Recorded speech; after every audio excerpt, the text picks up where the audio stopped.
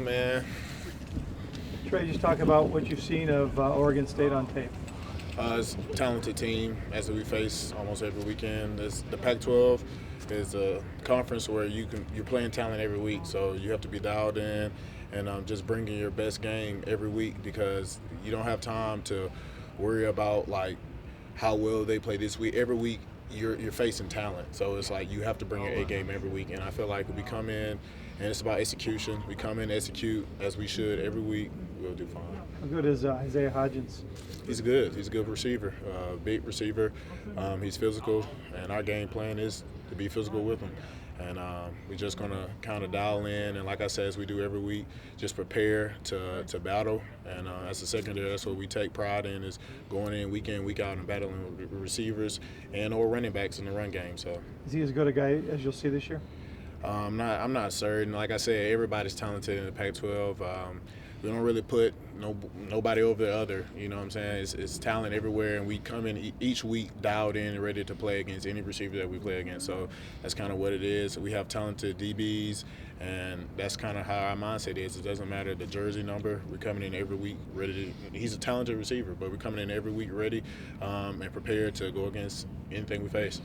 Some of the reps maybe not as available on defense for you. How much pride have you taken in getting on the different special teams units this year? Special teams has always been something to me that's just like defense. You're out there and you have a chance to make a tackle, and it's no different. So I take very much so pride in that, and I just try to make the best of my, you know what I'm saying, my ability, no matter how I can help the team. So when I do get on defense, it's the same thing. I come in with the same mindset of just going out there, being physical, playing fast, and try to help the team in whatever way I can. Has it been at all difficult for you coming from so far away, and you went through a coaching change and a lot of stuff going on? Were you always committed to staying here, and are you happy with the way things are turning out? Yeah, man, I believe in my teammates. That's one of the biggest things that I've always said, that you never go to a school just for the coaching staff, never, because anything can change. And I have been blessed to, you know what I'm saying, have Wilcox come in, but my teammates have been unbelievable. And I really believe in what we have going on as a DB unit, and that has been a huge contribution to me just wanting to stick it out, man. Like, these guys are some of the best guys you can be around on a day-in, day-out basis. So they have my 100% commitment to them, and that has never wavered. And even though the other coaching staff recruited you, you're now with one that has really improved the unit you play for, the defensive side of the ball. Correct. What's that been like to experience that change? It's a blessing. Coach G has done a tremendous job in giving us more than what most colleges, I feel like, give DBs. He's advanced our game with him playing in the league at one point. He just has that advanced knowledge that not a lot of DB coaches might not give their players, and we're extremely fortunate, and we take very much so pride in just being just not a physical and talented DB unit, but a smart one, and being able to outthink our opponents and knowing what they're doing. And I feel like that gives us a tremendous advantage alongside with our talent on the field.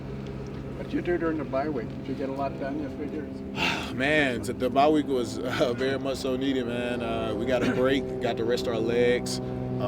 Still putting in work. You know, we was in the weight room, still putting in work, but it was a chance for us to flush our body and get our legs back underneath us for these next 2 weeks, and then we have another bye, and then we're right back on it, man. As our coach said, this is the time where you make or break it. So we're finna go on this run that we're determined to try to win out. So that's our mindset, and we're fortunate to have a bye so we can get our legs underneath us, and we're just focused right now.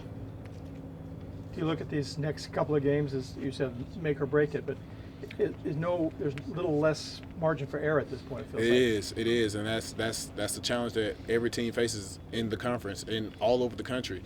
You're in the middle of the season, and it's at that point to where every game matters. So you're past that point of the first games of the season where you're making those simple mistakes, but you have time to recover. At this point now, you have to be dialed in and you have to execute week in, week out. Because like I said, we're in a talented conference. So if you're not executing, you can lose no matter what team you play. So that's why I say each week we have to be dialed in and prepared for our opponents and coming in and executing. We, like our coach said, playing hard is a given. We definitely play hard as a team. but we have to make sure that we focus in on dialing in on each play and executing our assignments to the best of our ability, and we'll be fine. Some teams come out of a bye week and almost exhale a little bit. Do you think that this team will be as focused and dialed in as they need to be after a week without a game? Are you talking about Oregon State, or are you No, talking? you guys. Man, like I said, it's the mindset that we have. There's no weeks off. When it's time to play a game, we're ready to play a game, and that's the thing. That's what I love about our team. We have a very strong mindset, and everybody knows what we're trying to get accomplished. So we're coming in this week off a bye week. The only thing the bye week did was give us time to get our legs flushed, but mentally, we're coming in this week preparing to go to war, and that's our job. We talked with Coach Wilcox. He's going to come in there if Coach GA's wife has her kid. Yes, sir. You guys said you guys may not be looking forward to that. Hey, man, stop it, man. Coach Wilcox was sneaking into the room even with GA in there, man. Like, it's not our first rodeo with Coach Wilcox. It's always fun and exciting to switch it up every now and then. And like I said, he's a great coach too. He knows the scheme as well as anybody. So like I said, it's going to be definitely a fun meeting tomorrow, and I'm looking forward to it, actually, no matter what he says.